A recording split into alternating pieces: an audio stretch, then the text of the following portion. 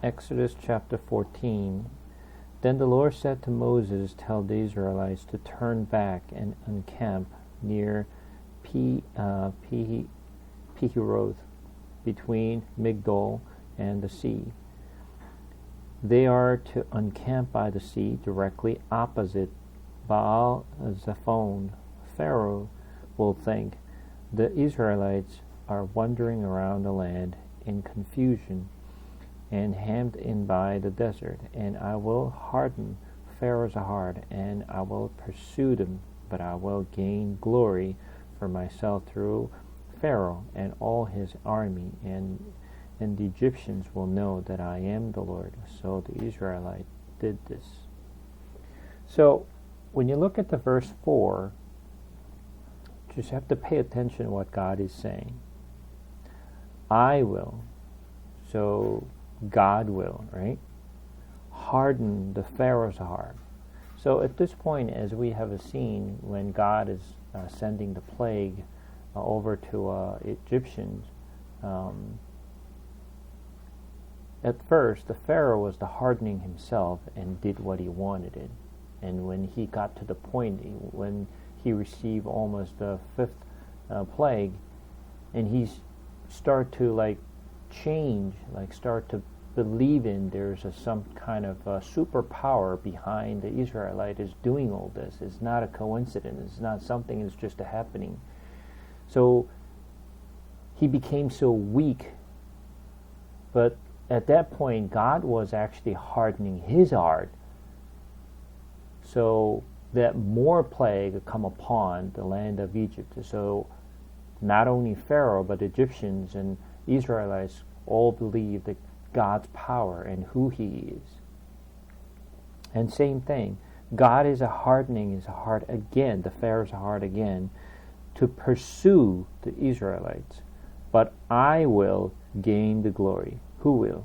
God will gain the glory for myself through Pharaoh and all his army, and the Egyptians will know that I am the Lord. So the Israelites did this. So God is doing all this for purpose. What is the purpose? The purpose is teaching the Egyptians who God is. So God is doing all this to teach everyone who he is. He's just showing his own power so that everyone believes in him. Imagine, God is doing this because they don't trust the Lord and they don't really believe in the Lord's power unless they see something. This is the things that we always want to go after the miracles, because we think we can believe after we see some miraculous sign, right? But God is just wants us to believe without seeing those miracles, but we're not. So this is the perfect examples of this. So when you turn to John chapter 20. John chapter 20, verse 19 and on. On the evening of that first day of the week, when the disciples were together with the door locked for fear of the Jews, Jesus came and stood among them and said, "Peace be with you." After he said this, he showed them his hands and side. The disciples were overjoyed when they saw the Lord. Again, Jesus said, "Peace be with you. As the Father has sent me, I am sending you." And with that, he breathed on and then asked and then said, "Receive the Holy Spirit. If you forgive anyone his sins, they are forgiven. If you do not forgive them, they are not forgiven." So, when you look at the story, after Jesus Christ was crucified, and all the disciples just ran for their life, and then they were in fear, and they just locked the door, and then they were all gathered in one room. But all of a sudden, all the door was locked, just Jesus came through the door, And imagine, you experienced this. You locked the door, but like God just came through the door and is standing in front of you. Wouldn't you be like freak out? I think I will freak out. I don't know about you, like I will. But this is the kind of situations. And then they were like in fear, and then Jesus walked in and it said, "Peace be with you." And they were joyful to see Jesus Christ because they saw that Jesus was crucified and was dead. And the first thing Jesus did was he showed him his hand and his side to show that I am Jesus.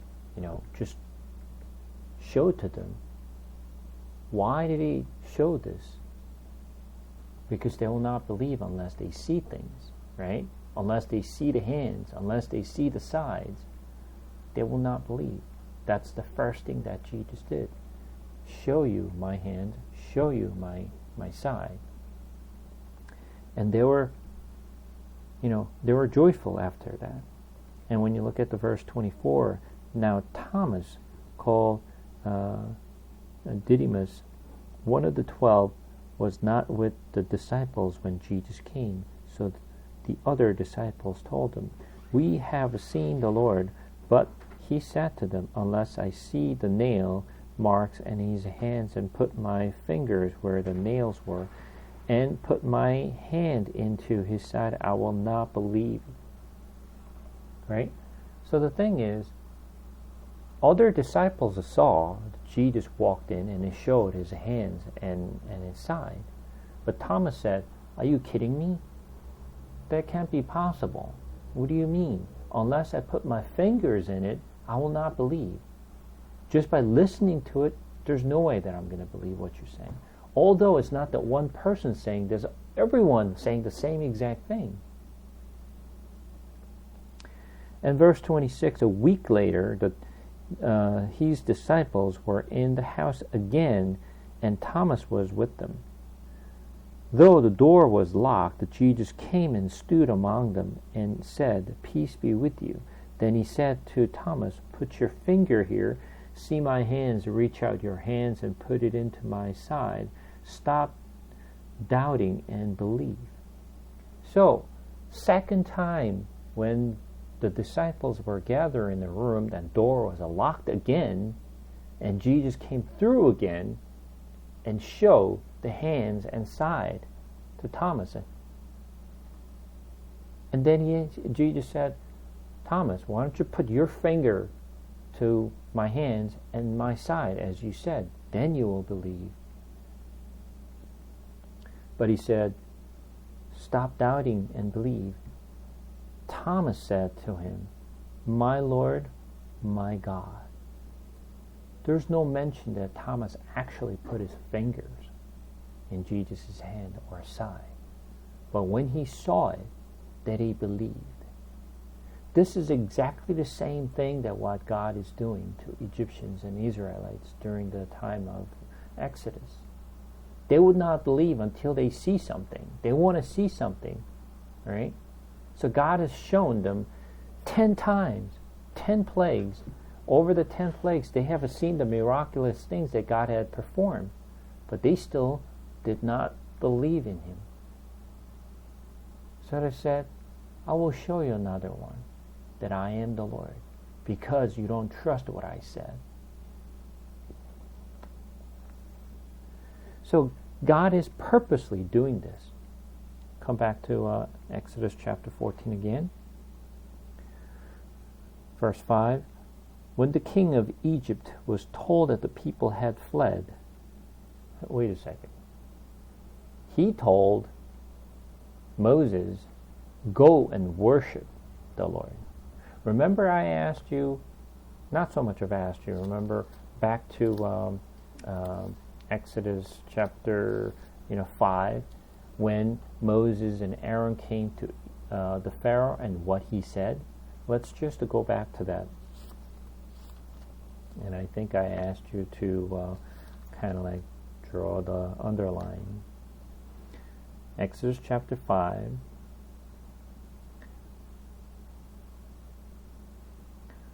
verse 3.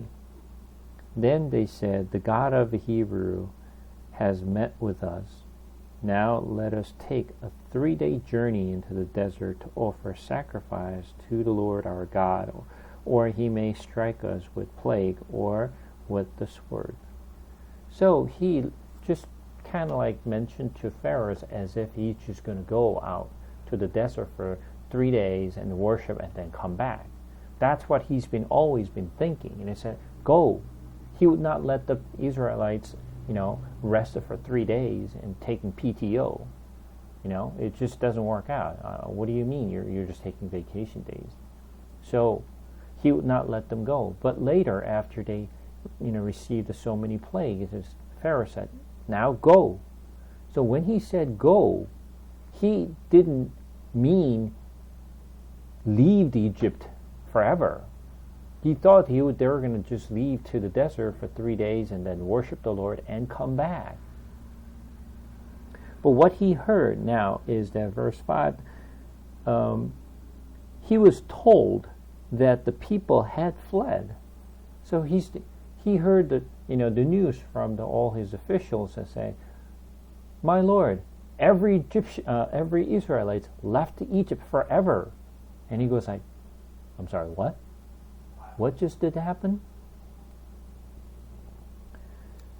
Pharaoh and his official changed their mind about them and said, "What have we done? We have let the Israelites go in and have lost their service. Now they're gone forever." So he had his chariot made ready and took his army with him. He took 600 of the best chariot along with all the other chariots of Egypt, with officials over all of them. The Lord hardened the heart of Pharaoh, king of Egypt, so he pursued the Israelites, who were marching out boldly. The Egyptians, all Pharaoh's horses and chariots, horsemen and troops, pursued the Israelites and overtook them as they camped by the sea near Pi-hahiroth, opposite Baal-zephon. As Pharaoh approached, the Israelites looked up, and there was the Egyptians marching after them. They were terrified and cried out to the Lord. They say to Moses, "Was it because there were no grave in Egypt that you brought us to the desert to die? What have you done to us by bringing us out of Egypt?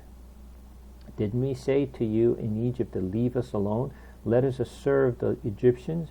It would have been better for us to serve the Egyptians than to die in the desert."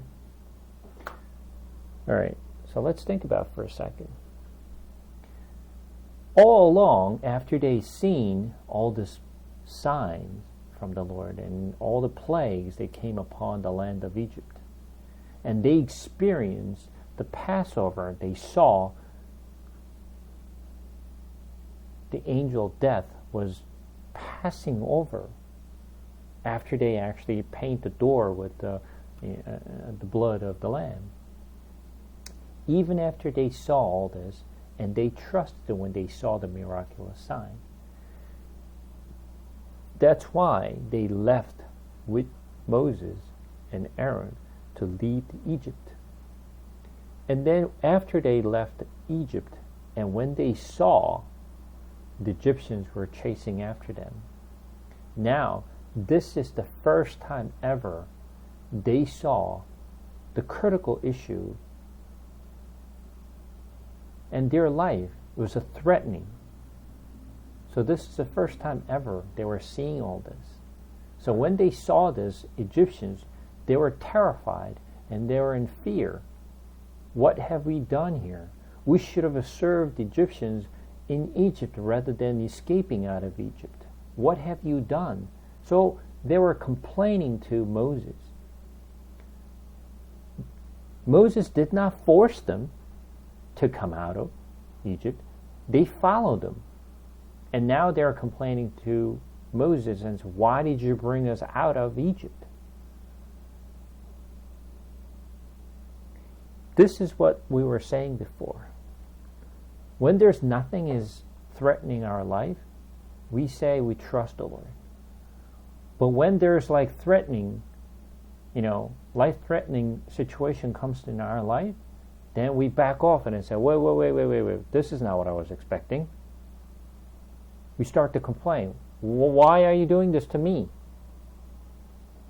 This is the first reactions that we see, not only Egyptians, but also in our life. When God throws us into the desert and says, oh, hold on. I'm not ready for this. I did not sign up for this. I did sign up for this. You have signed up for this. Everyone signed up for this. And they complained rather than ask the Lord for help. Right? What should they have done? They should have asked the Lord to help. But that's not the things that what they did. Rather than asking for help, they complained. This is the things that the most of us, respond to the test.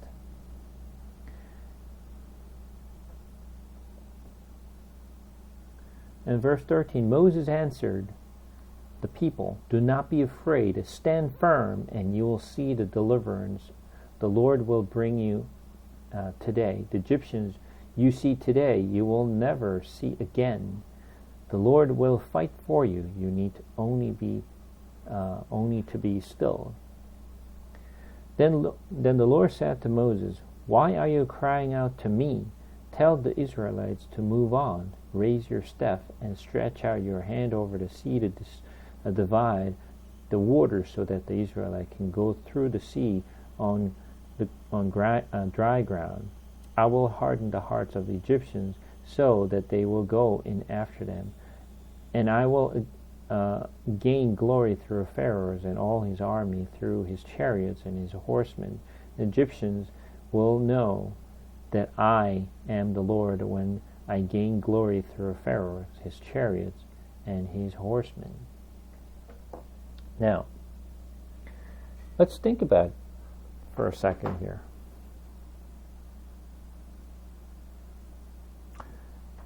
Israelites left Egypt and following Moses and Aaron, right? The question we should ask, God has planned to deliver Israelites out of Egypt and bring them to the promised land. And that was God's plan. But if that was God's plan and that was what he was going to do, why didn't God separate the water before they reach there? So when they reach there, they can just go across the separated, the water. The water was not separated until they arrived. It was still, water was water. The Red Sea, was just normal. So, in front of them, the Red Sea is in front of them. In the back, the Egyptians were coming after them. So you cannot go either in front or to the, or the back. It's just like you can't go anywhere. So God is intentionally bring the tensions and stress to Israelites, right? God is bringing this stress, like so much stress and life-threatening situations into dear life. From our perspective, why God is doing this? If He is going to just deliver us from the hand of the Pharaoh, why didn't He separate the water before we reach there? Then I don't have to have the stress, and I don't have to really complain to God. If I cross that path, I will never complain to Lord, right? But because God pressed them and pressuring them to be in the situations, so they can actually, in the situations to determine what they should do. No, once again, they have free will to respond. Whether they trust the Lord and ask for help, that's one free will. Another free will is just complain. What is the path that we should take? We always have this choice, whether we should just rely on the Lord or distrust Him, one or the other. God is giving us this opportunity. So we can clearly see God is saying, through this situation, I will teach Pharaoh and his soldiers, so that I will teach them who I am. But the Red Sea was not separated. And question is, why? Why God is doing this?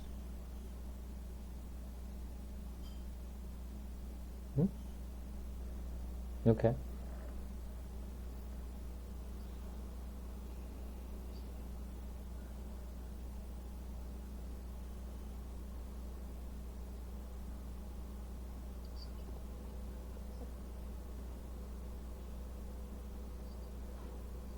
Mm-hmm. Mm-hmm.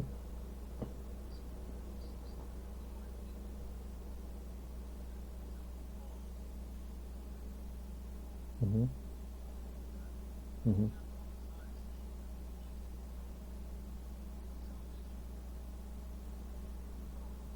Mm-hmm.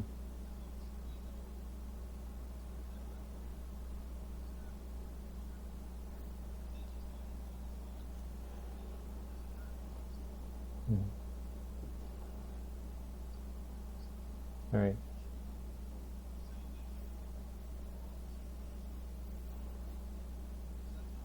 Mm-hmm. All right. So here's the thing. They know God is God, like you said, right? They know God is God. But God is God, but the God is God, and I am who I am. It's got nothing to do with it. He's got nothing to do with me right now. I'm in a life-threatening situation. God is God. I understand you are God, and I am who I am. And I'm almost like in front of the death right now. So what does that mean that you're God? What can you do for me? Right? There's no relationship between you and me right now, because I'm in a life-threatening situations, and like, what can you do for me?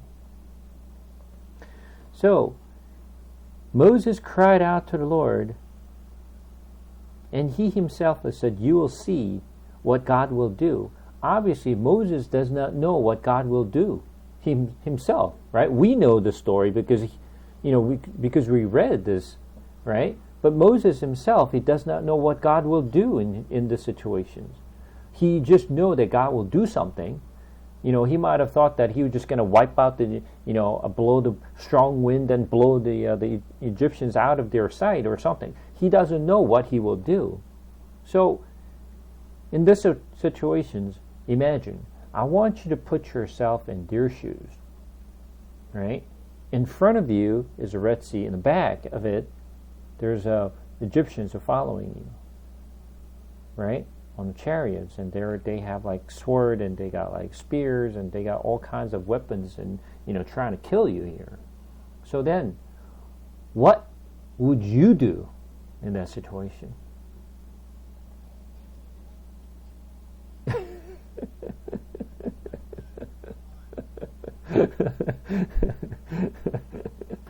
Yeah. I don't think our situation would be much different than anyone else here. We most likely terrified, right? And sometimes I feel like, oh, God is it's just really mean, it's just like too cruel. Like, why do you do this to us, right? But, I explained this to you before. So, if you go forward, you're going to drown, right? You say, oh, I can swim. I can swim. But you don't know whether you'll be able to actually cross the Red Sea, right? It's a sea, right? It's not a short distance you're going to just across. Now, you're basically either, when you go forward, you're going to drown. When you go backward, you're going to get killed. So either way, you're going to die. There's no other options. Most likely you're gonna die. So what God is saying to Moses, what are you doing? Why are you crying out to me? Tell the Israelites to move on. When you hear this word, move on to where? Huh? Where to move on? We're lost here. We don't know where to go. We don't know where He's telling us to go. And raise your staff and stretch out your hand over the sea to divide the water so that the Israelites can go through the sea on dry ground. Moses was probably surprised by this word to say, I'm sorry, what did you just say? Separate the water? What do you mean, separate the water? I mean, no one ever seen water dividing. He never seen this. So is that possible? To divide the water? Is that possible? And he said, move on. Obviously, he's trying to force Israelites to move on to the water. So once again, if you jump into a water, what happened? You're facing what? Death. Right. God is telling them to just jump onto the water. It's like, what do you mean? Are you just kind of kill us here? And yes. Jump on. So, it is clear for Israelites to jump into the water is just like you're dying. But God is forcing them to jump in. So, they, when step forward, they just jump into the water. And then what happens? What happened? Water divided. Water was separated.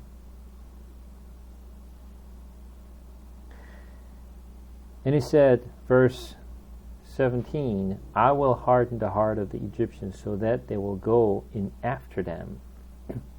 And I will gain glory through Pharaoh and all his army, and through his chariots and his horsemen. The Egyptians will know that I am the Lord when I gain glory through Pharaoh, his chariot, and his horsemen.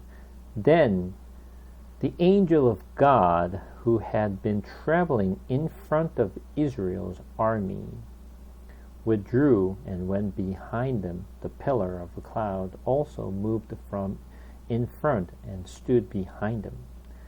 So up until now,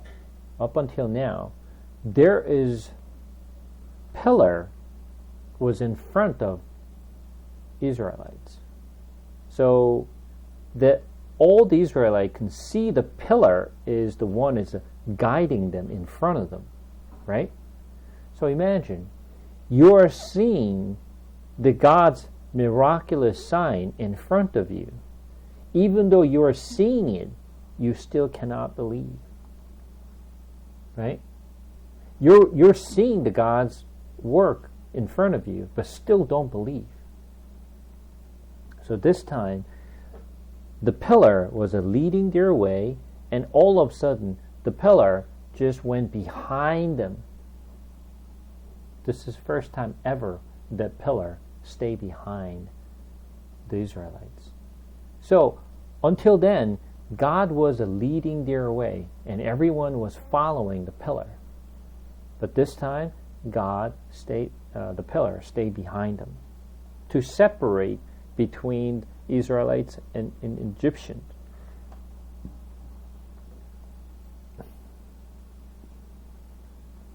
Verse 20, coming between the armies of Egypt and Israel throughout the night, the cloud brought darkness to the one side and the light to the other side, so neither went near each other all night long. The Moses stretched out his hand over the sea, and all that night the Lord drove the sea back with a strong east wind and turned it into a dry land. The water were divided, and the Israelites went through the sea on dry ground, with a wall of water on their right and on their left. Now, I want you to think about this for a moment.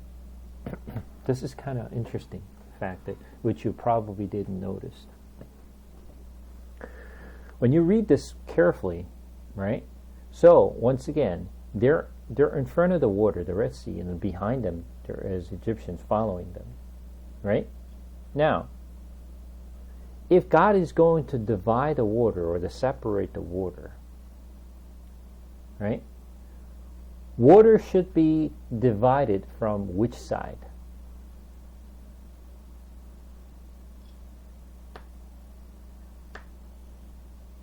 You're in front of the seas, right? And then if the water is going to be separated, which side of the water should be separated from? Your side towards the other side, right? So that you can, the water separates, so you can walk through it, right? So imagine your situation is just right now, it's like very critical because Egyptians are following you. So you just want to run away from them as quickly as possible, right? So you expect the water to be separated from your side and then continually separates until the other side. It is completely separated. But when you look at this carefully, we're going to read this one again. Then, verse 21 and on. Then Moses stretched out his hand over the sea, and all that night the Lord drove the sea back with a strong east wind and turned it into a dry land. So, what wind it was coming from? East wind. So I want you to think about this. Which side are you on? Are you on the west side or you're on the east side of the Red Sea right now? You're on the west side. You left Egypt and then you're going towards the eastbound, right? You're moving from west to east right now, right? Now, imagine the water is separating by the east wind. When you say east wind, where is the east wind is blowing from and to? East wind.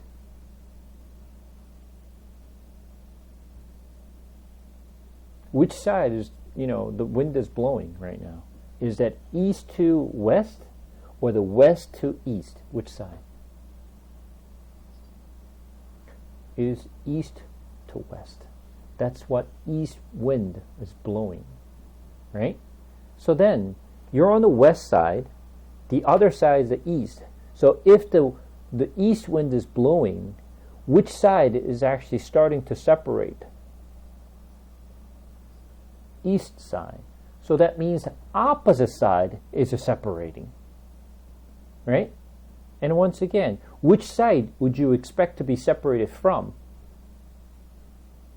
Your side, which is the west side. The water should be separated from the west to east, but rather than west to east, it is separating from east to west, and then you have to wait for how long? All night. And I want you to put yourself in their shoes again. You want to run away from Egyptians as quickly as possible. And you're thinking, why the hell the water is separating from the east side, not from the west? It should be separated from the west to east, right? That's what we'd like to see. But God is not doing that. God is bringing the east wind all night. My heart is like, I just want to run away as quickly as possible. You're just making me like You're just like drying me out right here. Like I have to wait for all night. I see that waters are separating from the other end, but I have to wait for all night. I want you to think of it this way. If you were in their shoes and if you're there, how would you feel? Do you think you could do you think it makes sense for you? I mean, to me, it would not make any sense. Like, I don't get it. I don't get it. Why don't you separate from this end, right? It makes perfect sense to separate the water from this end, not the other end. Why are you making me to wait for like all night?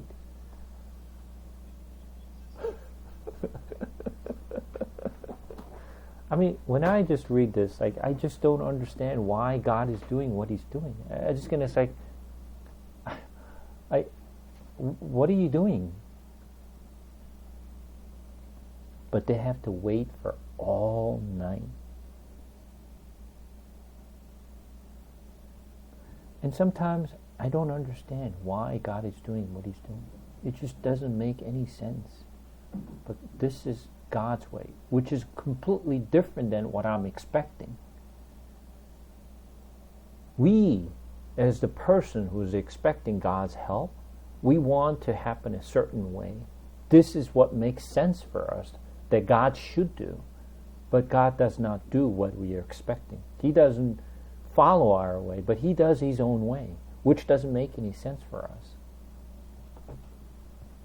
And He made dry ground, completely dry ground. Imagine, when you separate the water, what do you think the path is supposed to be? It's all wet, right? It's murky and it's like it's all mud, right? But it wasn't like that. It was a dry ground. They had to wait all night. So sometimes when this kind of things are happening in our life, this, I want you to remember, God sometimes put us into these situations. Wait for all night. And then when they jumped, when they thought this is the path to die, and the living path was open for them, when they jumped into water, when they saw, when they trusted the Lord and just go into the water separated. And if you ever seen, Exodus movie or a Moses movie, you will always see the water separate from your end. I don't know if you ever saw the movies or the animations. You will see later on, every single movie and every animations, you will see the Prince of Egypt and whatever you might have watched in the past. You will always see the water separate from your end and towards the other side. But that's not the case.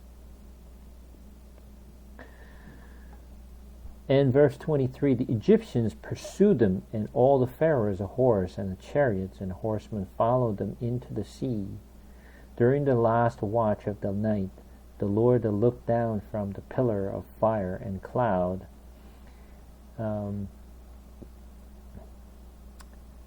at the Egyptians' army and threw it into confusion. No. Now, when Egyptians arrived by the Red Sea, at this point, water is already separated. When Egyptians arrived there, water was not separated, so they had to jump into a water, right? But when Egyptians arrived, water was already separated, so it's a living path. So that's why they went there. If the water was closed and it was not separated, they would not jump into the water at all. But because the water was separated and was a dry ground, that's why they chased after that, right? So this is some things that you need to keep in mind, right? When we jump into a death water, God will open the door and give us a living path. But when we jump into the living path, we believe this is the living path, and God will close the door on us. We always have to jump into death first. We have to die first in order for us to live. If we want to live, we're not going to live. We're going to die. This is discussions we just had at the beginning of our Bible sharing. We have to, although it's difficult things, although this is not a right way, but we have to trust the Lord because God is the one who's leading our way, which doesn't make any sense. But this is God's way.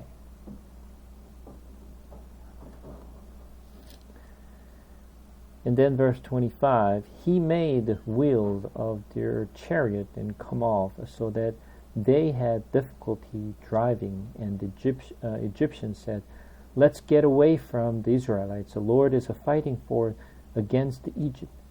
Then the Lord said to Moses, stretch out your hand over the sea so that the water may flow back over the Egyptians and their chariot and horsemen. Moses stretched out his hands over the sea, and daybreak the sea went back to its place. The Egyptians were fleeing towards it, and the Lord swept them into the sea. The water flowed back and covered the chariot and horsemen, the entire army of chariot, and that had allowed the Israelite into the sea. No one of them survived. So, once again, I want you to put yourself in Israelites' shoes. Imagine that you're the one who's crossing this dry ground right now, and what you see is just separated water. Now, I want you to think about this for a moment. How many people came out of Egypt?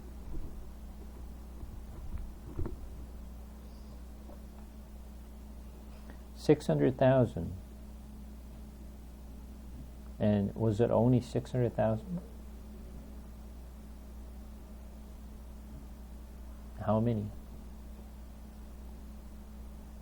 How many people came out? There is no exact count. But those 600,000s, those 600,000s are what? When you go back to chapter 12, Exodus chapter 12, verse 37, we're going to read.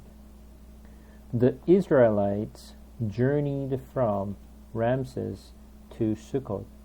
There were about 600,000 men on foot, besides women and children. Right? So they did not count the women and children. And of course, it did not count all the old men either. So if you count those people who are not counted within the 600,000 people, it's much more than 1 million, right? We're expecting close to be like 2 million of people came out of Egypt. Now, I want you to think about this. If the water was separated, right? If the water was separated small, imagine millions of people crossing the sea from this end to the other end. If the path is narrow, do you think the millions of people can cross that sea overnight?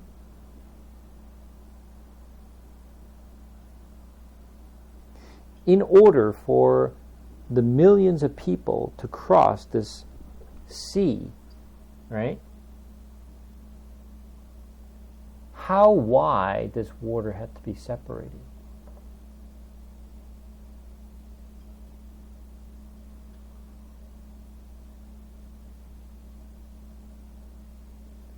The water has to be separated a wide, very wide, because many people has to go across at the same time, rather than narrow path.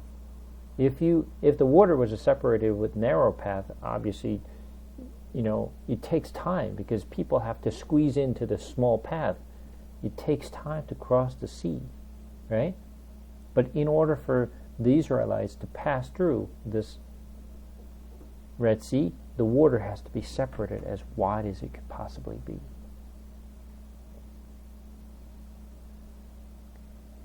And then, when you're walking this path and you see the waters separated, and can you see all this, the sea creatures?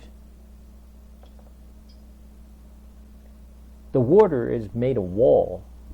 It's like water wall, right?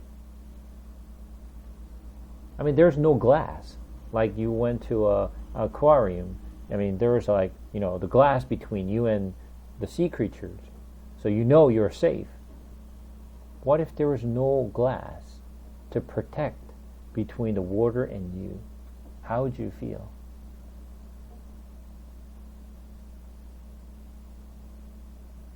I mean, it's a sea, so it's just not small. It's raised up like so high, right? And you can see the water creatures. You can see that if it's a swimming and there's no glass, you don't know when this water is going to, just close.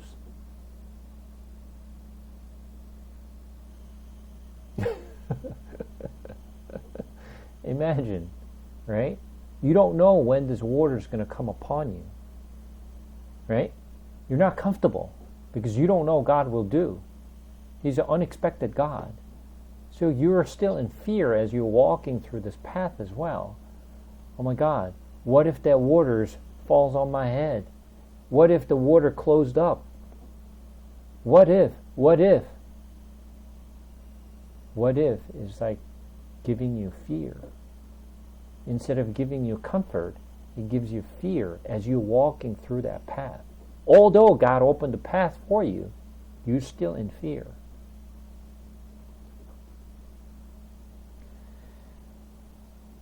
And then, as they were crossing the sea, and Egyptians followed them, and God closed the water up. So all the chariots and all the armies of Egypt got drowning. No one survived, according to God. So once again, they followed the Israelites because the water was separated. It was a living path, but they trusted and they believed it is the living path, but it was not a living path. It was a death path.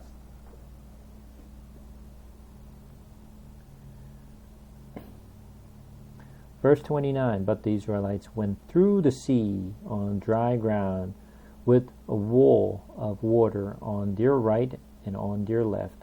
That day the Lord saved Israel from the hands of the Egyptians, and Israel saw the Egyptians lying dead on the shore. And when the Israelites saw the great power the Lord displayed against the Egyptians, the people feared the Lord and put their trust in him and in Moses his servant. So after they saw all these miraculous signs, what is the result of this? What is the result?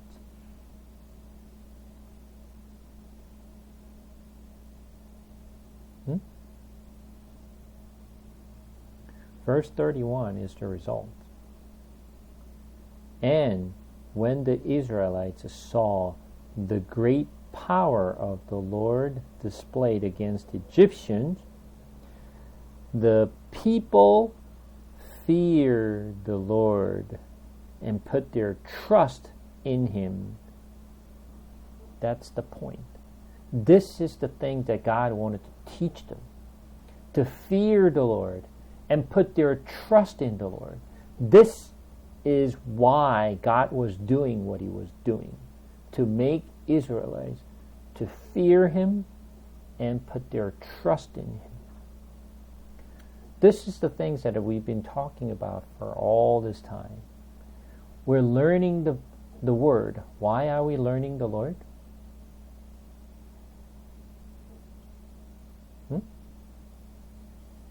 To fear the Lord. If you know who He is, right, then you will put your trust in Him. This is why we're learning the Word, because we get to know Him. Now, this is a very, very similar stories that repeated this exact instance in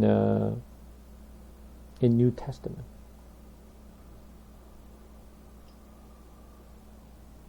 Can you think of a case?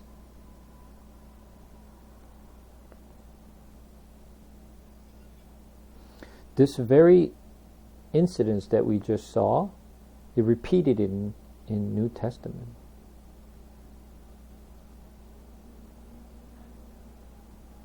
Can you imagine?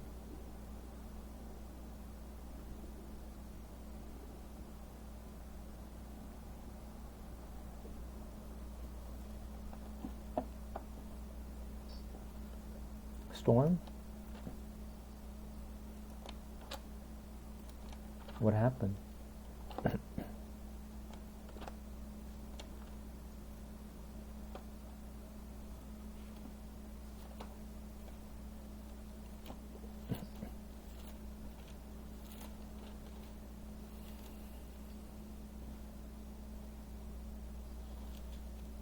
Mm-hmm.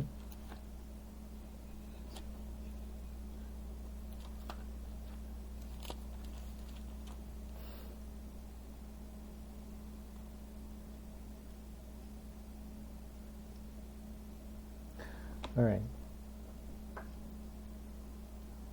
Let's just take a look at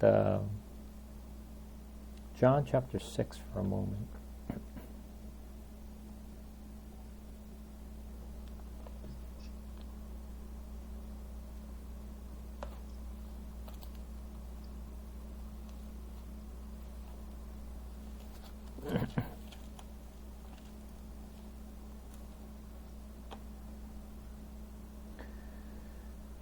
John chapter 6.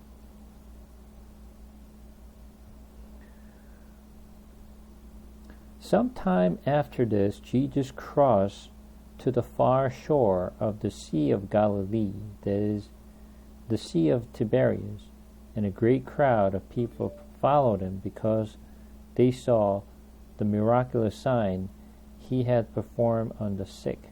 Then Jesus went up on the mountainside and sat down with his disciples. The Jewish Passover feast was near. Now, I want you to take a look at this. Where was Jesus?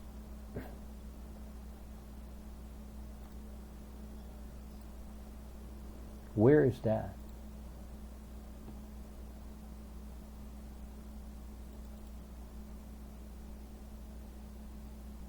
So we're going to take a look at something here. And you're going to find something very interesting for what Jesus is doing. Let me see if I can find...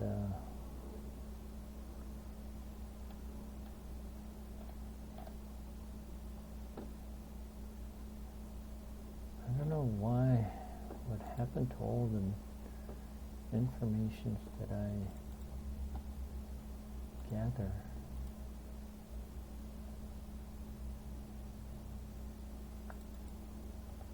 One second.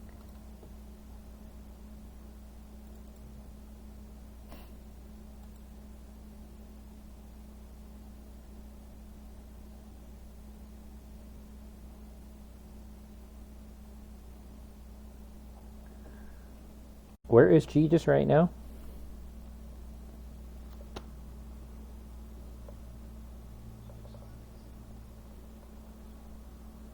So he said,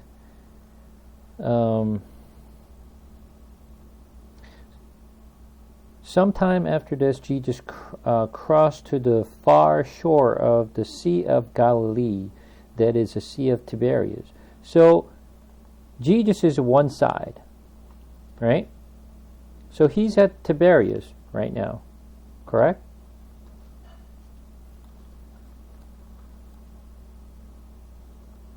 So we're going to take a look at how is it moving from where to where.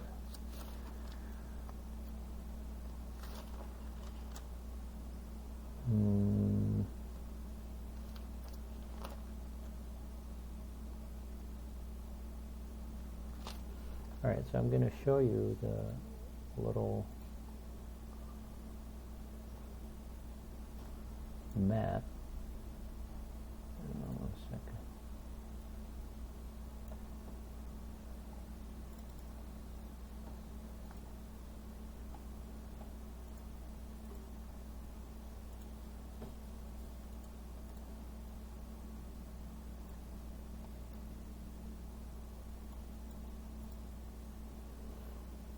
All right, you see?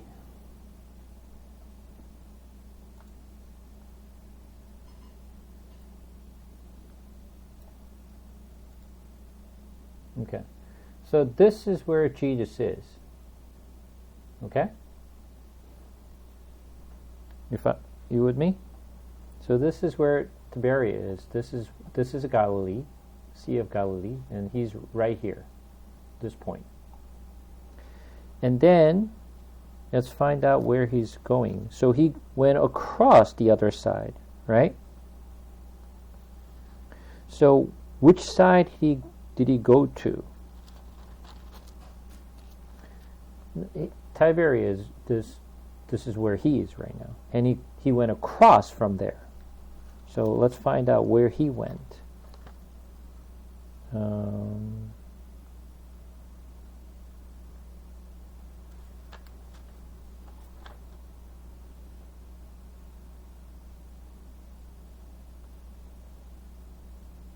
Where is it?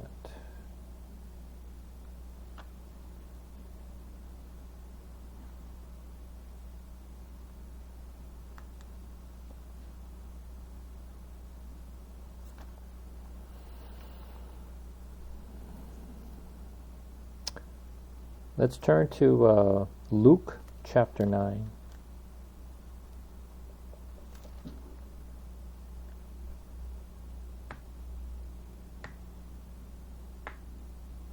Luke chapter 9,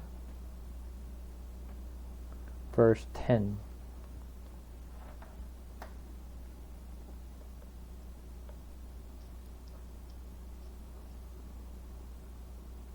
Luke chapter 9, verse 10 says, "When the apostle returned, they reported to Jesus that they had done. Then he took them with him, and they withdrew by themselves to a town called Bethsaida." So where are they right now? Bethsaida. So he was at Tiberias right here, and then he went to Bethsaida. Bethsaida is right here. I don't know if you can see. Right here. This is Bethsaida. So he was here, and then he went over here to Bethsaida. Okay? So he went across to Bethsaida. Now, this time, let's go to Matthew chapter 14. Matthew chapter 14.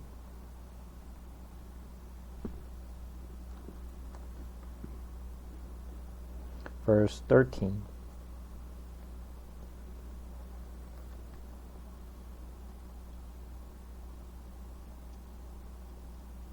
It says, when Jesus heard what had happened, he withdrew by boat privately to a solitary place. Hearing of this, the crowd followed him on foot from the town. When Jesus landed and saw a large crowd, he had compassion on them and healed their sick. So he was getting off the boat and privately to a solitary place, right?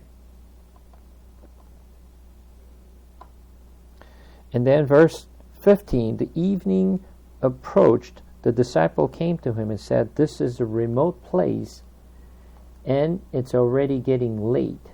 So it says remote place and the solitary place, and according to the original scripture, which is in the Greek, both word exactly same word.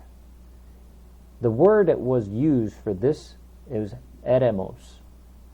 Eremos in Greek word means desert. Okay?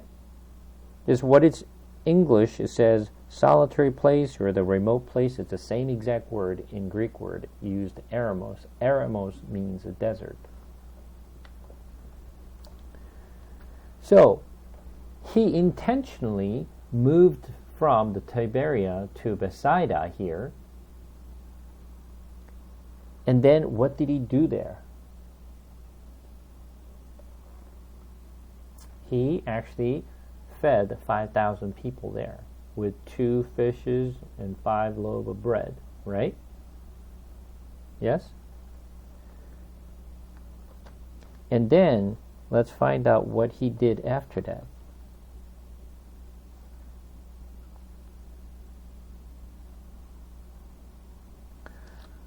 Going back to John, chapter 6,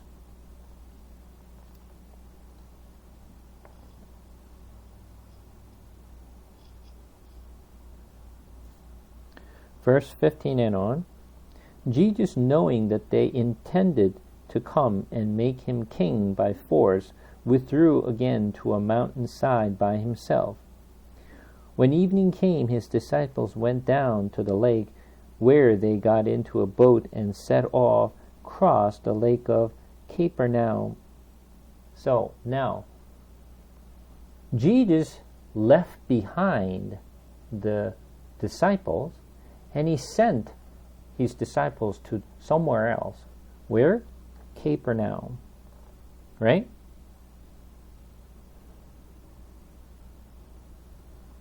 Now, let's take a look at.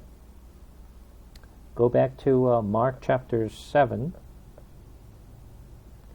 verse 45 and on. Mark 7, 45 and 46.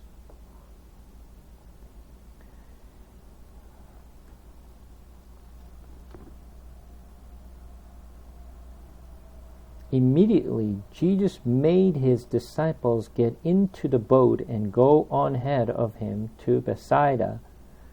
While he dismissed the crowd after leaving them, he went up on the mountainside to pray. When evening came, the boat was in the middle of the lake, and he was alone on land. And he saw the disciple straining at the oar because the wind was against him. About the 4th watch of the night, he went out to them, walking on the lake. Now, the same instance.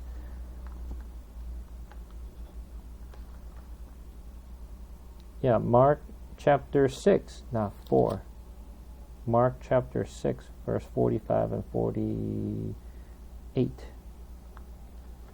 And then turn to Matthew this time, chapter 14.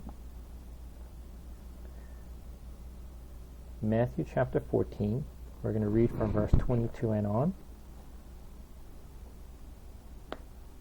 Immediately, Jesus made the disciples get into the boat and go on ahead of him to the other side. While he dismissed the crowd, after he had dismissed them, he went up on the mountainside by himself to pray. When evening came, he was there alone, but the boat was already a considerable distance from the land, buffeted by the wave, because the wind was against it. During the 4th watch of the night, Jesus went out to them, walking on the lake. When the disciples saw him walking on the lake, they were terrified. It was a ghost. They cried out in fear. Now, let's take a look at the map again. So, Jesus was at the Tiberia here, and he went to Bethsaida, and he performed the fed the 5,000 people. And the next thing he did was he sent his disciples to Capernaum, so the other side across the Bethsaida. So he was here, moved it to Bethsaida, and sent his disciple to Capernaum. Okay, so the path was here to here to here.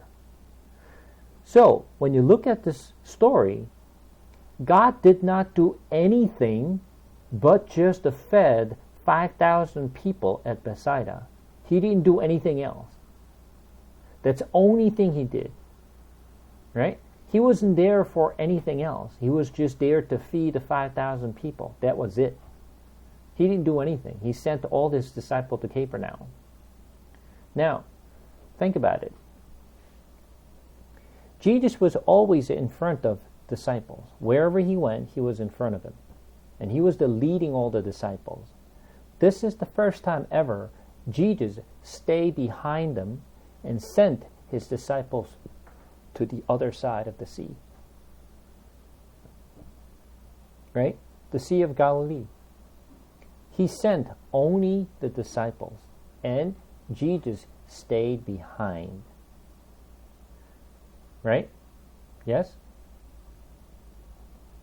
Now, Jesus saw that they were having trouble because of the wind.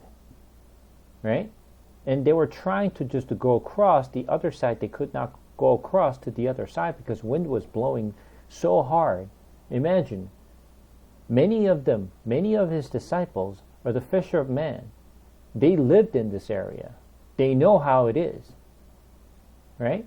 But they could not get across to the other side. They were struggling. And all of a sudden, Jesus waited until that night, and he saw they're in trouble, and he waited until then. And when they're in trouble, and then Jesus walked over the water. He goes over the water. The water, you can't walk on the water. You're just supposed to drown. Right? It's not possible for any man to walk on the water. You'll drown. But Jesus walked on the water. So this water, remember we talked about water. When you hear the water in the scriptures, it has 3 different meanings. One is death. Second is living water, which is the Holy Spirit. And third is the Word. Right? This water we're talking about, the Sea of Galilee and Sea of Red Sea, is represent what? Living water, death water, is a word. Which one is it? It's a death. And he's actually walking on the water, right? So he's overcoming the death, right? And then he was coming to them, and they were afraid of all this, and they asked, when he walked over, Peter was a fear, and he asked, all his disciples were in fear and terrified, and Jesus said, don't worry, it's me. And Peter said, if you are the Lord, let me come to you. And then he walked on the water, right? Because of that. Imagine, Jesus was walked on the water and came to them. You expect what? What do you expect when Jesus walked over to you? To a boat in the middle of the sea here. What would you expect? I would expect the water to be calmed. No wind, right? Everything to be calm because God is there. Wind is supposed to stop. Wave is supposed to stop. Everything's supposed to be calmed. Yes? Would you expect that? Or would you, expect the wind to continue to blow and then, the wave coming up, at you? That's not what you would expect. You would expect the water to calm and the wind to stop. But that's not what happened. Wind was continued to blow. The wave is continued to come at you. Nothing changed. Only difference is Jesus walked over to you. Nothing changed. Right? And that's why Peter asked, if you are the Lord, let me come to you. So Jesus said, come. And then he walked on the water when Peter was focusing on Jesus. When he was looking at Jesus, he was able to walk on the water. But when he turned his sight over to the water and the wind, that's when he fell. Yes? And then Jesus drew Peter out of the water. He did not drag them to the boat. He pulled them out of the water, walked back with Jesus, and get on the boat. When he got on the boat, and they arrived where?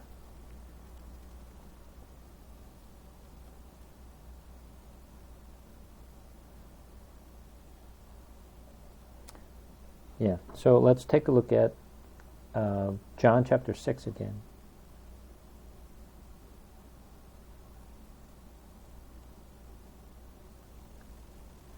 John chapter 6.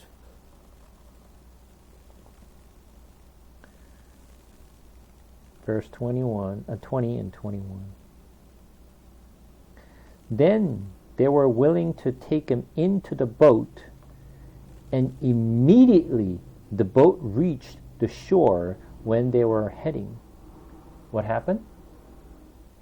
As soon as Jesus walked into the water, the boat immediately went to the place where they're supposed to go.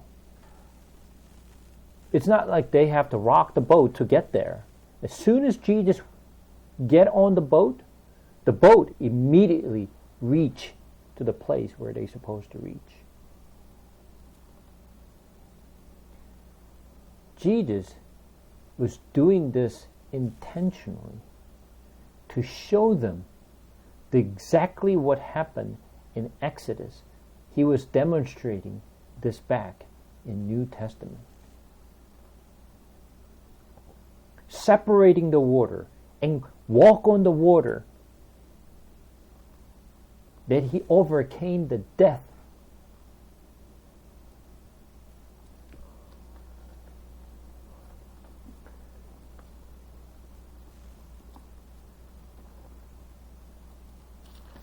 Let's come back to Exodus again.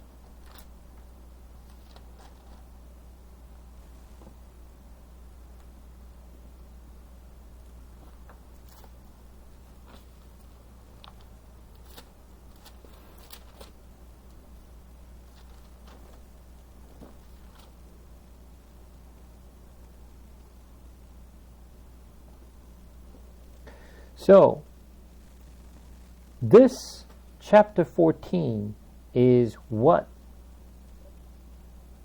God is showing them. If you jump into a death, then I will revive you. Our old self is dead, and our new self is born again. We found a new life. This is exactly the same story. When you turn to Hebrews chapter 11, verse 29.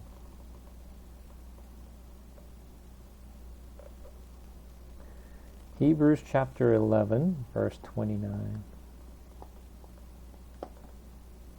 He said, by faith the people passed through the Red Sea as on dry land, but when the Egyptians tried to do so, they were drowned. Wait a second. By faith, the people passed through the Red Sea. By faith? Really? Did they have real faith? By faith, the people passed through the Red Sea as on dry land. So, God acknowledged them that they had faith. That's why they were able to cross this Red Sea. And they separated from the people of Egypt.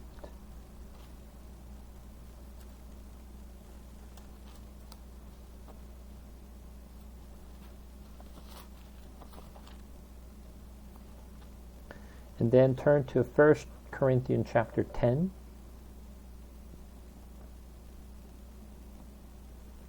1 Corinthians chapter 10. We're going to read from verse 1.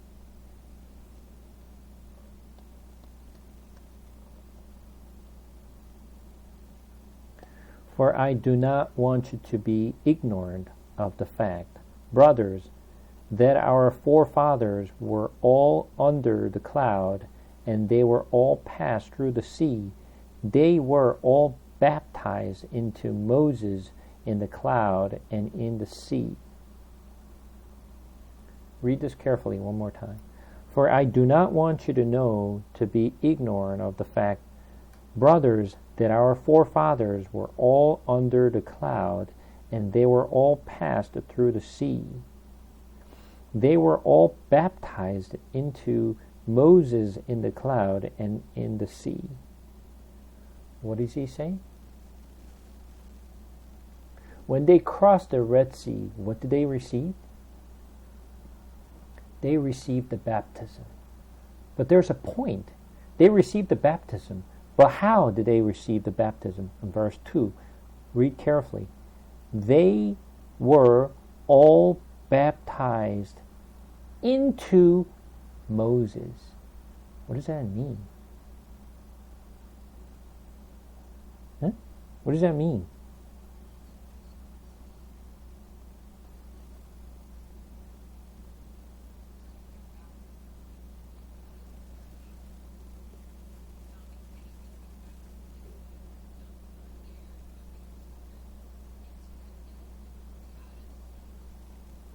Mm-hmm. Yeah, so they received the baptism, but the way they received the baptism is this. They baptized, right? They were all baptized into Moses. I mean, we understand that they were baptized when they crossed the Red Sea, but what does that mean by they baptized into Moses? What does that mean?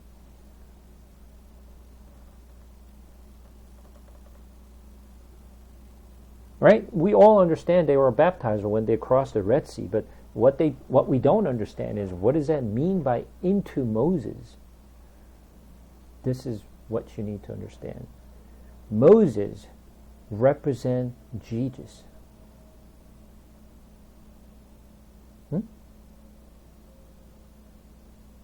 Moses is representing Jesus. So that means we are baptized into Jesus. We receive the baptism through Jesus Christ. As they were, all the Israelites, when they crossed the Red Sea, they are baptized into Moses in the cloud and in the sea.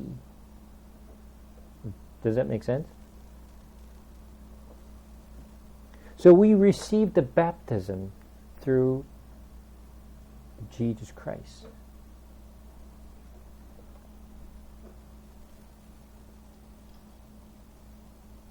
Now, come back to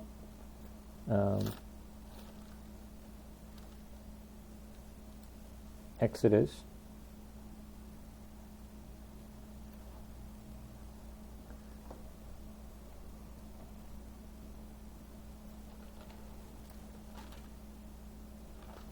Chapter 15. Then Moses and the Israelites sang this song to the Lord. I will sing to the Lord, for he is highly exalted.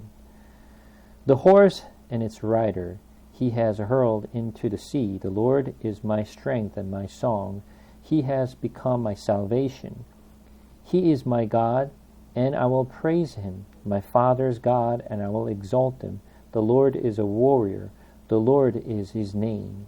Pharaoh's chariot and his army he has hurled into the sea, the best of the Pharaoh's officers, and drowned in the Red Sea. The deep waters have covered them. They sank to the depth like a stone. Your right hand, O Lord, your majestic in power, the right hand, O Lord, shattered the enemy. In the greatness of your majesty, you threw down those who oppose you. You unleash your burning anger. It consumed them like a stubble. By the blast of your nostril, the waters piled up. The surging water stood firm like a wall. The deep waters congealed in the heart of the sea. The enemy boasted, I will pursue, I will overtake them, I will drive the spoils, I will gorge myself on them, I will draw my sword, and my hand will destroy them. But you blew with your breath, and the sea covered them. They sank like their lead in the mighty waters. Who among God is like you, O Lord? Who is like you? Majestic in holiness, awesome in glory, in working wonder. You stretched out your right hand, and your earth swallowed them. In your unfailing love you will lead in the people you have redeemed. In your strength you will guide them to your holy dwelling. The nations will hear and tremble. Anguish will grip the people of Philistia. The chief of Edom will be terrified. The leads of Moab will be seized with trembling. The people of Canaan will melt away.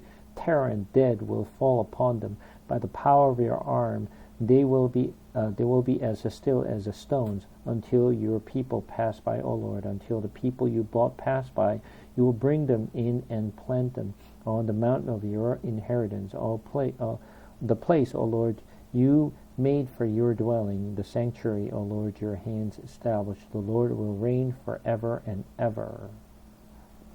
So, who sang this song?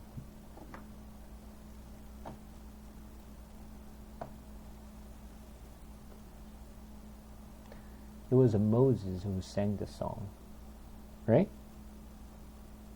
The Moses and the Israelites sang to the Lord. So the Moses, it called the Moses the song of Moses. You probably didn't care about what he said or what it really means, but you should care why he sang this song and what he said here, because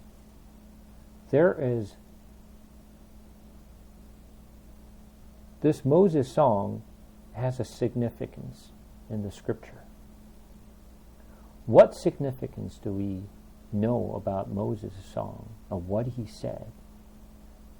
This is not the only time he sang the song. Has he sung another song in the scripture?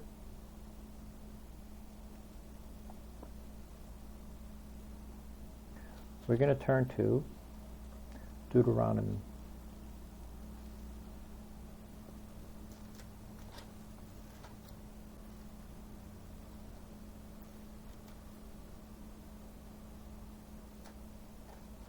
Deuteronomy chapter 31.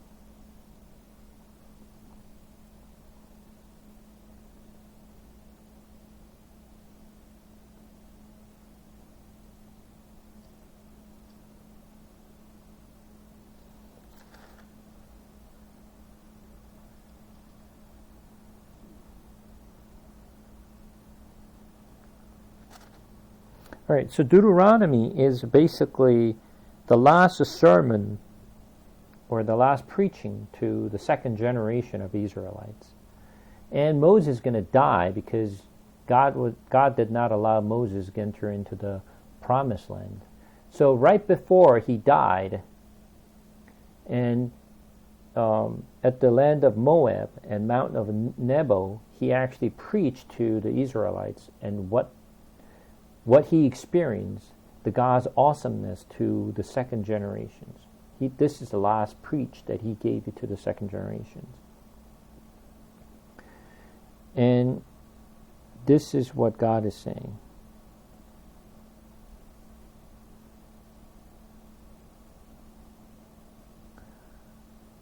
Chapter 31, we're going to read from verse 9.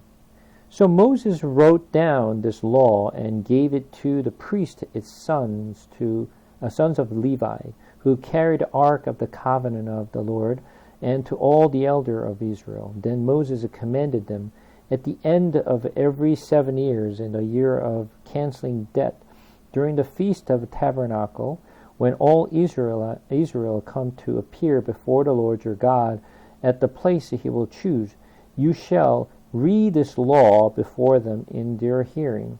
Assemble the people, men, women, and children, and the aliens living in your town, so they can listen and learn to fear the Lord your God and follow carefully all the words of this law.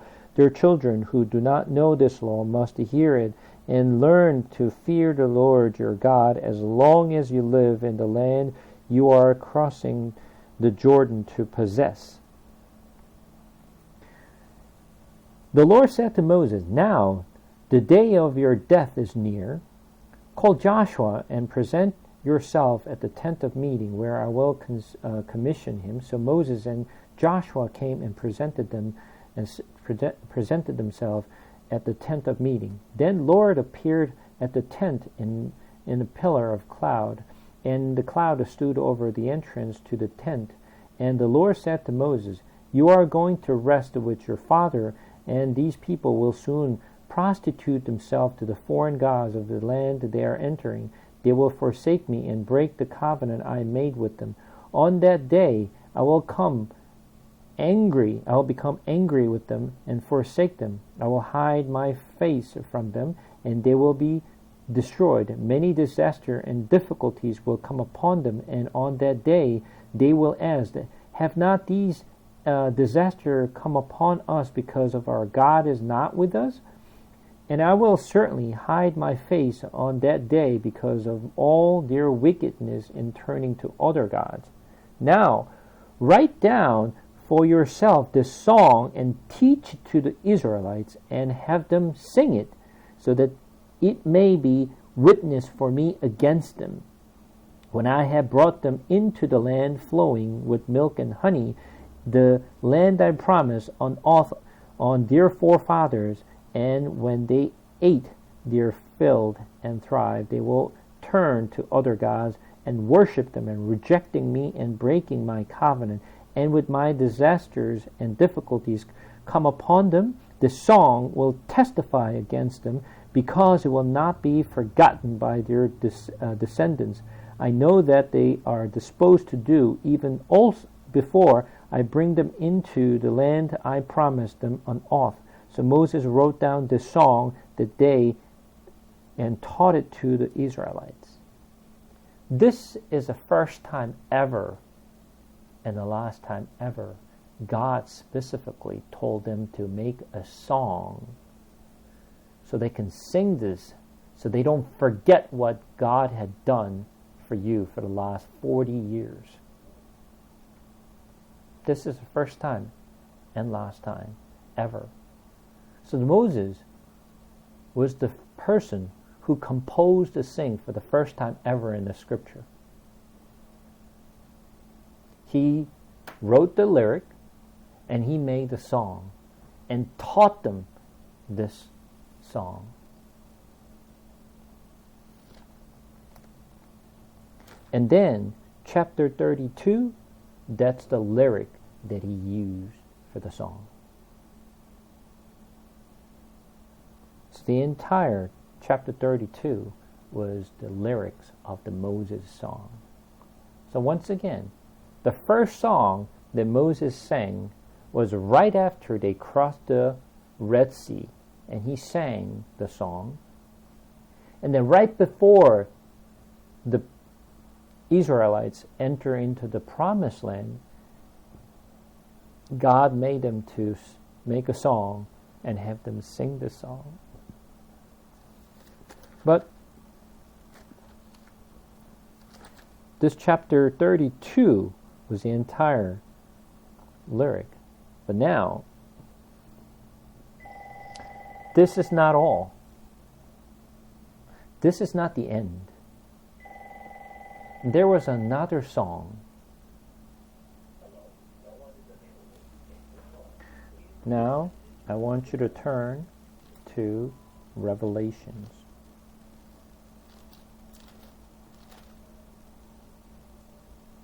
Revelations chapter 15.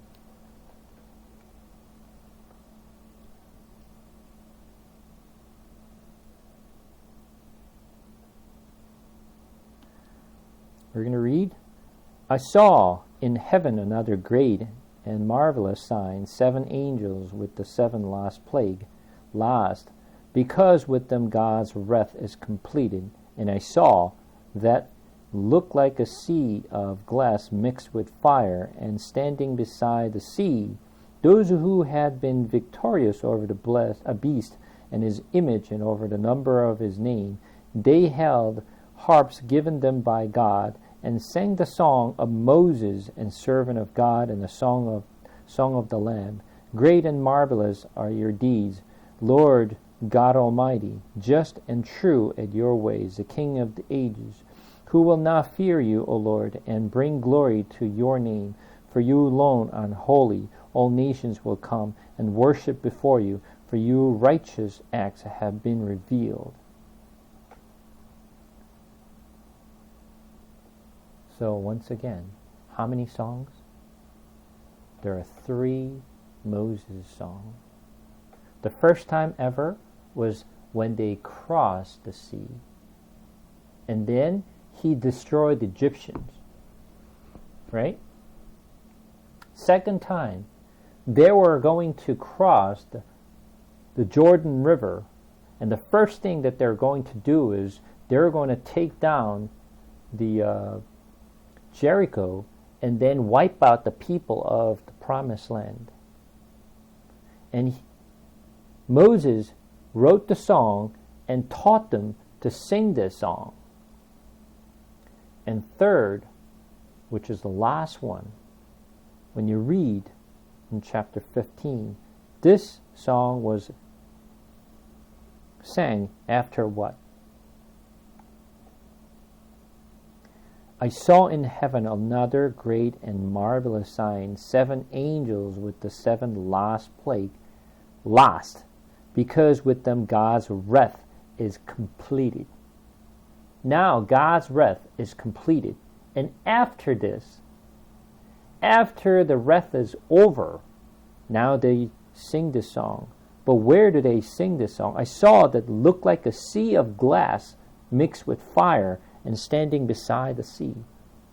Every Moses song is related to or nearby where the sea is. The Red Sea, Jordan River, and the last sea. Once again, what does this sea represent? Death. Death. Right? So when you look at Revelation chapter 21, Revelations chapter 21,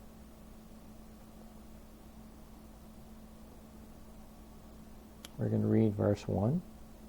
Then I saw a new heaven and a new earth, for the first heaven and the first earth had passed away, and there was no longer any sea. I'm sorry, what?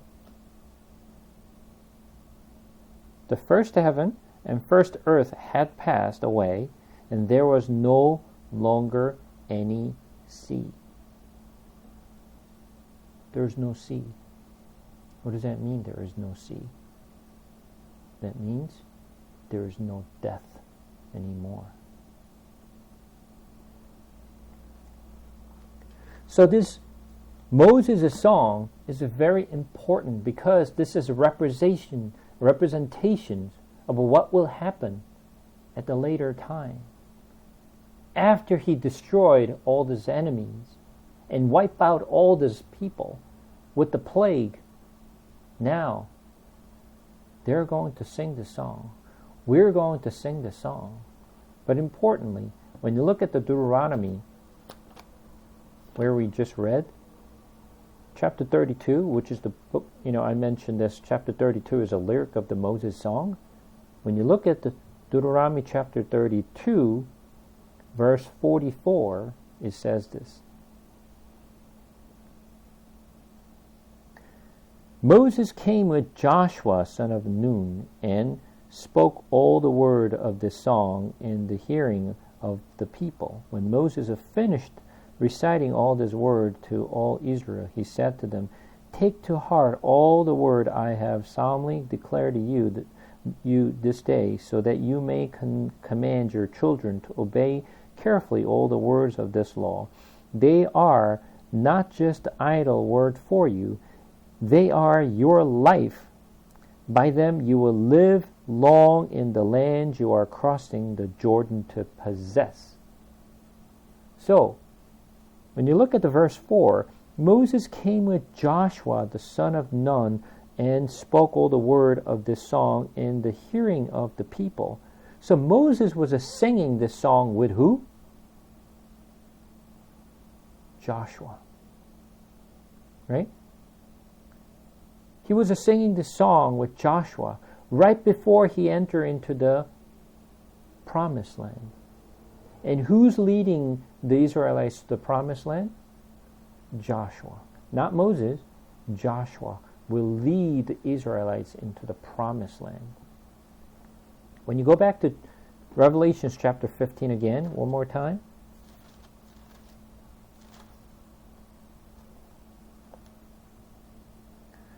We're going to read verse 3. Revelation chapter 15, verse 3. It says, "And sang the song of Moses, the servant of God, and the song of the Lamb." The song of Moses, the servant of God, and the song of the Lamb. So song of the Lamb is a what? Lamb is who? That's Jesus, right? Joshua was a Hebrew name of Jesus, right?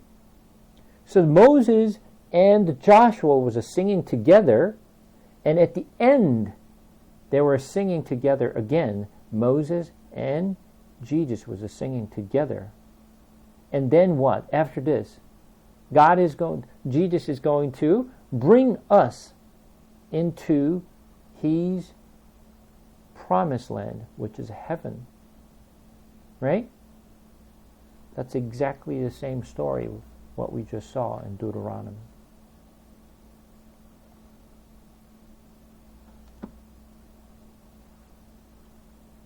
So all these three songs are related, and it represent that he destroyed his enemies, and he's now brings us to salvation. This song is about Jesus Christ and his salvation.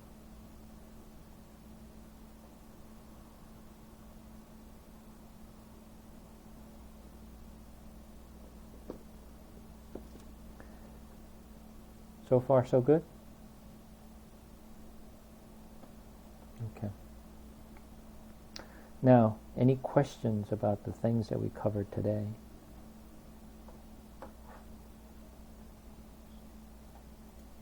Everything is clear of what I said?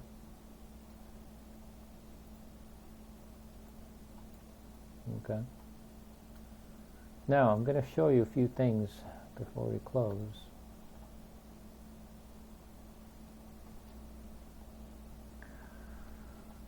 Let's see. Where is this?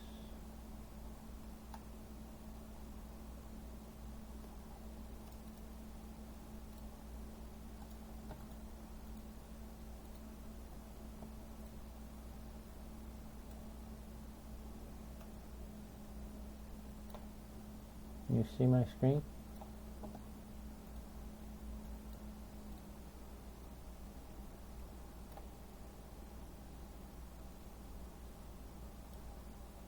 Okay. This is the path of how Israelites actually escape out of Egypt and how they went to Promised Land. So this is a kind of traditional path that we know that they took all this path, right? Have you seen this kind of map before? Yes? No?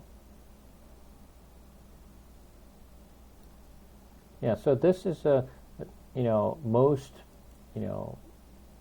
any map that you see, when you hear about the Israelites' path, the Exodus path was pretty much this is path, and this is the Mount Sinai, where they received the God's law, and then they were trying to get to the Promised Land, and because they actually gave the wrong report, they have to just wander for 40 years here in the desert, and then when came back, Mount Nebo is where the Moses died, and they crossed the Jordan River to Jericho. This is pretty much a standard path that we know.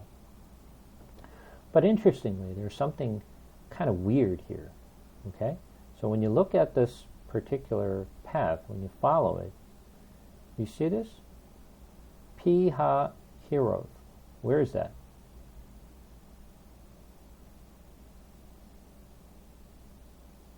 Where is this Pi-hahiroth?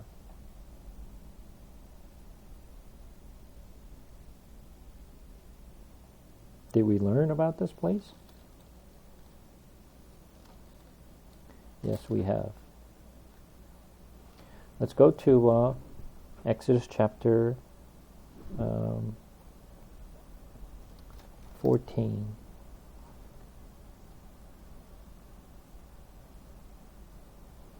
We're going to take a look at verse 2. Tell the Israelite to turn back and encamp near Pi-hahiroth. Where is it? Pi-hahiroth. This is the Pi-hahiroth. You see this? This is where they encamped right before they crossed the Red Sea. Right? You can see that, right? But look at this. Pi-hahiroth. What is this?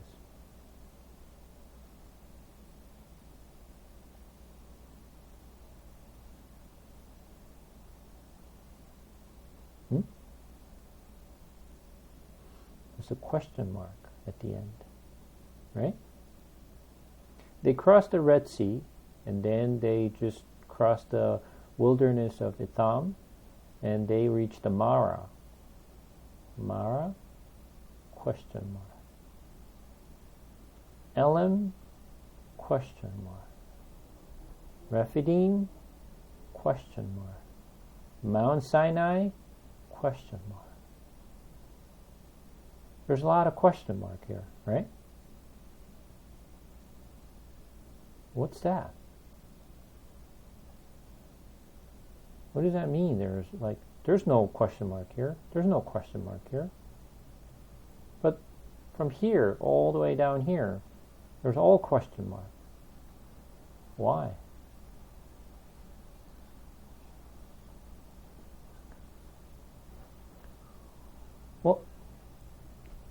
Well, this is the traditional path that we know, that everyone believes, and this is what we teach in the church.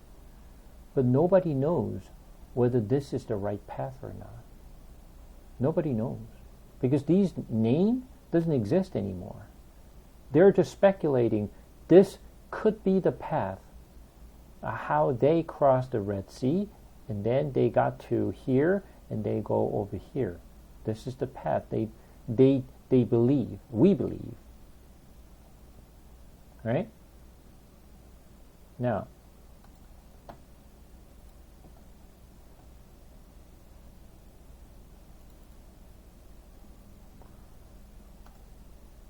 how about this?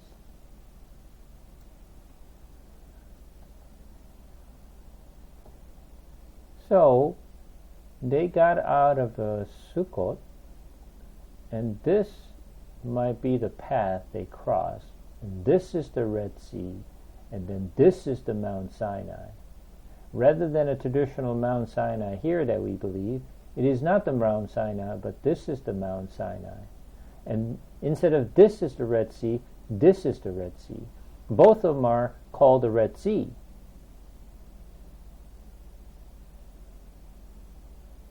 How about this?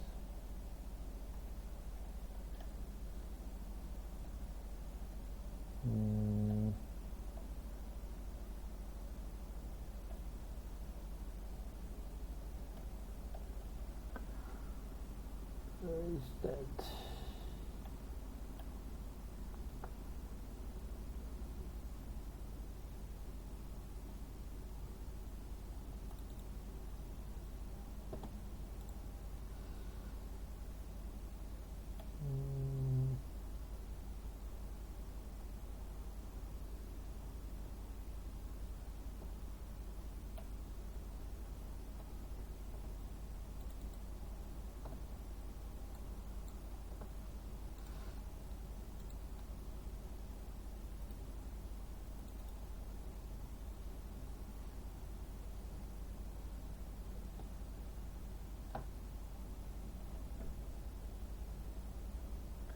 Come on.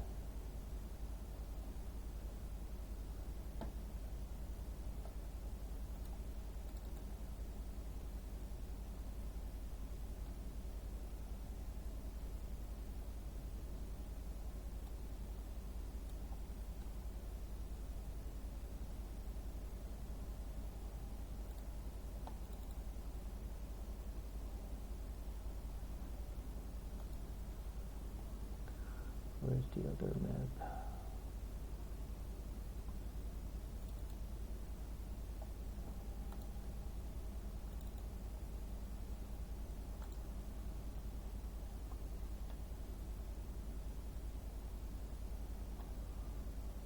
I don't remember where the other map is. Oh, here it is. Okay. Now, others believe that they went this way and they crossed the Red Sea here. Right? The original one was they crossing, this is the Red Sea, they come here, and this is the Mount Sinai, and they over here. The other map that we saw was, no, that's not how they came. So they came this way, and they crossed this is how they went. This was the Red Sea. No, this is the way they took the path.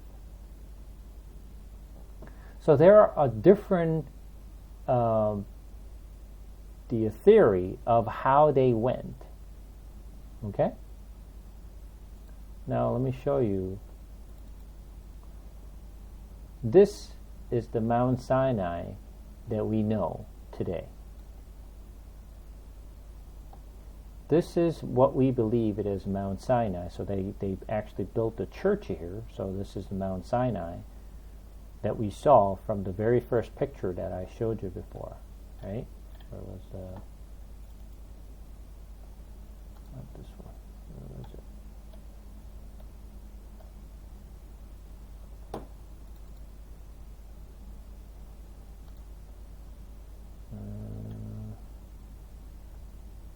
Oh, here it is. Okay. So this is the typical path that we know. So this is the Mount Sinai. And the map that I showed you before, oops. This is the Mount Sinai. Okay? Many of the people believe that, I've never been to this place, so I can't really tell, but according to the many people who traveled to this path, the original traditional path, they say, oops, the place is not that wide and big so that they can host like 2 million of people. There's no way that people can camp there. It's just, place is not that big at all. So recently, within probably, last 30 to 40 years, there's a new idea came that has said this traditional way is actually not true. This is, we just learned the wrong way. This is not the right path. So other people came up with the ideas that's not the right path. So they start to claim that this is the path they might have taken. From this path over here, they actually passed through this, and then this is how they went. And you see this Pi-Hahiroth? Now this is what they call it as a Pi-Hahiroth, rather than the one that we saw here was the Pi-Hahiroth before, the very traditional one, right? The reason that they're actually saying this is this. Look at this.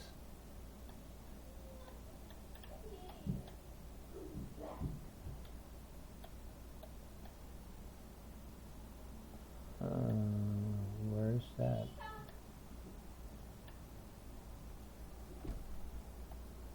Oh, there it is.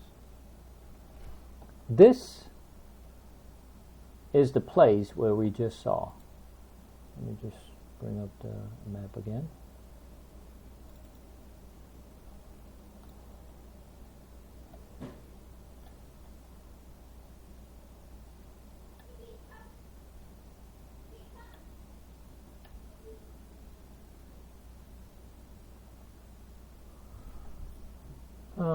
Where's the map again?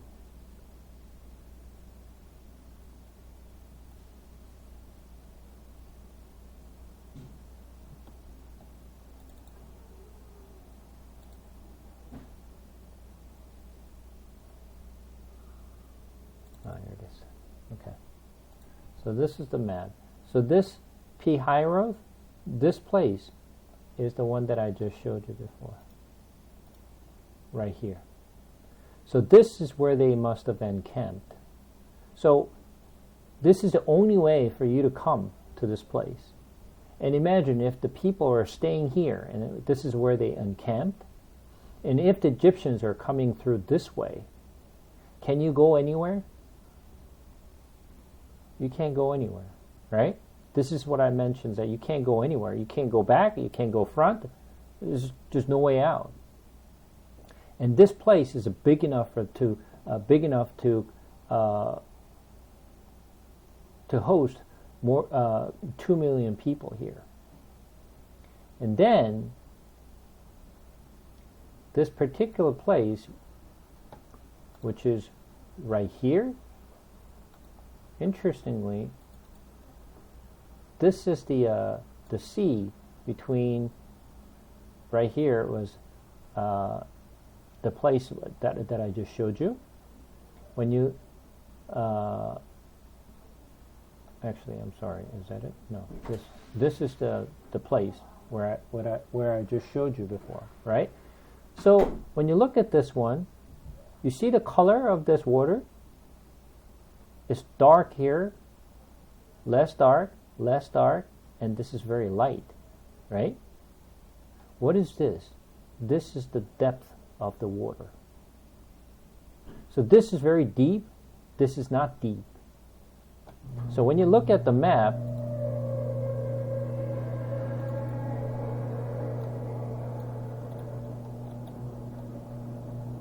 this is very deep, this is deep, only this place is not deep.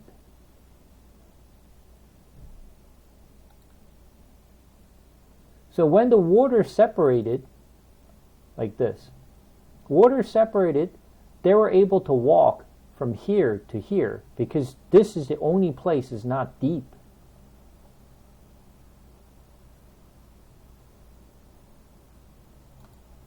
And under there, if they crossed that river, and if all the people of Egypt or the armies of Egypt, when they were drowned, well, they were chasing after them with chariots, so there must be some evidence or left for them to, because they drowned there must be something to find under the water.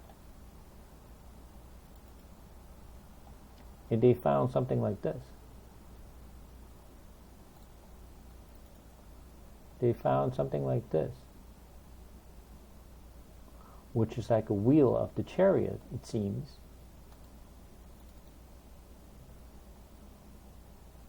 Right? Like a chariot wheel.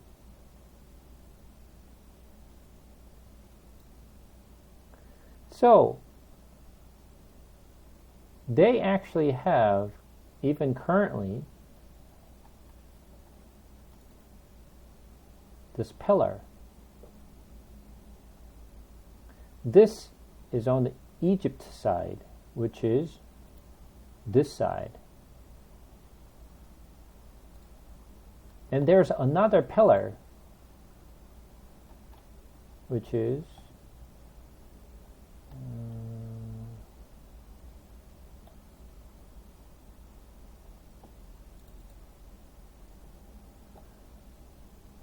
So they have a pillar here.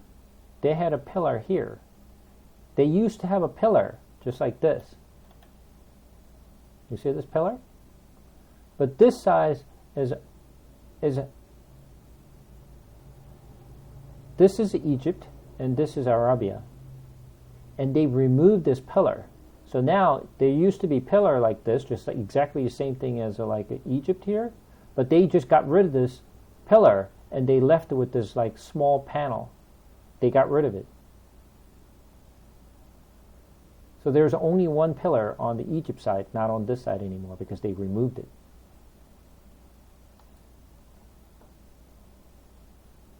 And when you look at the other maps,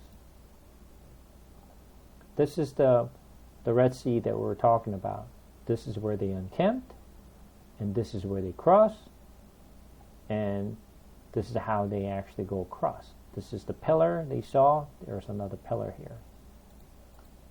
And then, last picture we're going to see, not this one. So this is the place they cross. This is the pillar, and this is the pillar. And then, this is what they claim as a Mount Sinai. Another map here. This is where the pillar is, and this is the Mount Sinai, is what they are claiming. Whether this is true or not, we don't know, but it sounds interesting.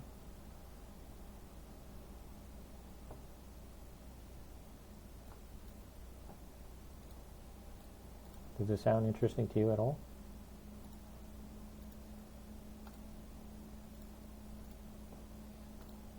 Yeah.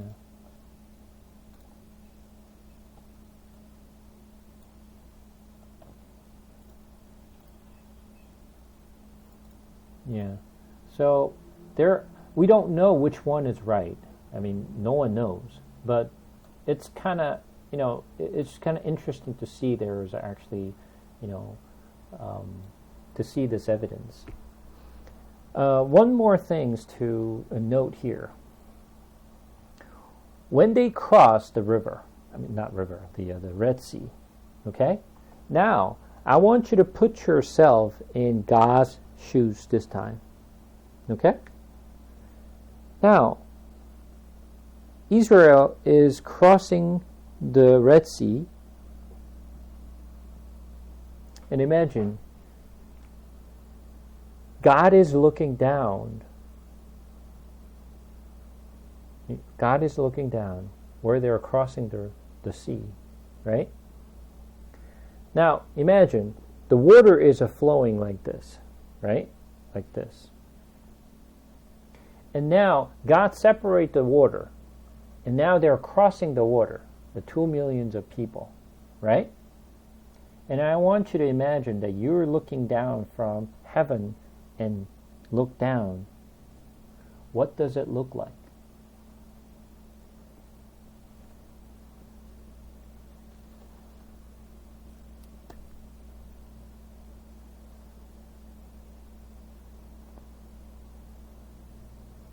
Is that too hard question?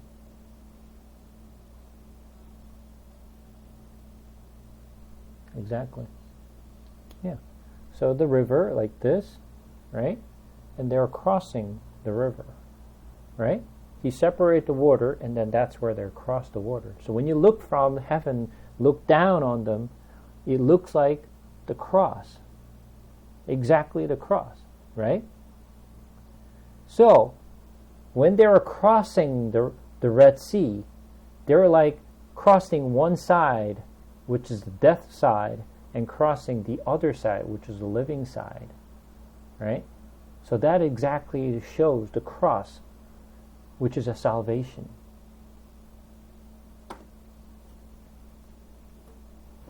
It's all interesting fact that we can see here.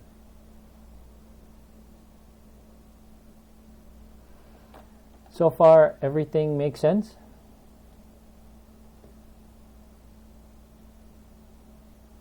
Okay.